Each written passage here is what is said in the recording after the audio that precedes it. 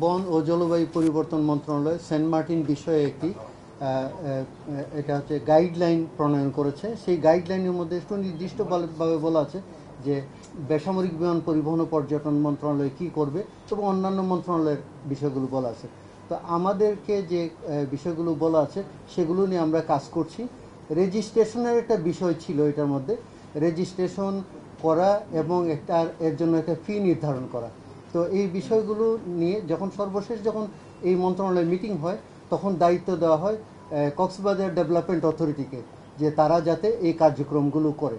তো এখন পরিবর্তিত অবস্থায় আমরা আবার ওই কমিটির মিটিং হয়তো হবে, তো আমরা সেইভাবে আমরা কার্যক্রম নেব। তো আমাদের তরফ থেকে আমাদের যে দায়িত্ব ছিল এটা আমরা প্রিপারেশন নিয়ে রেখেছি।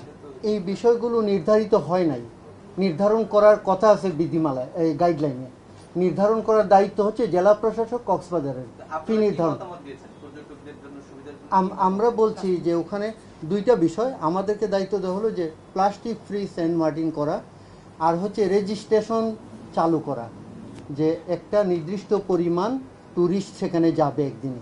তো সেই পরিমাণ যখন হবে তখন স্টপ হয়ে যাবে রেজিস্ট্রেশন, এরপরে যারা হবে পরের দিনে। তো এই প্রক্রিয়াগুলো নিয়ে কাজ হচ্ছিল, কিন্তু চূড়ান্ত হয় নাই। যেহেতু সর্বশেষ মিটিংয়ে এখানে একটি মিটিং হয়েছিল, তখনকার যিনি আমাদের মন্ত্রণালয়ের মাননীয় মন্ত্রী ছিলেন তার সভাপতিত্বে, এবং তখন সিদ্ধান্ত ছিল যে এটি কক্সবাজার ডেভেলপমেন্ট অথরিটি এই কাজটা করবে, সমন্বয় করবে।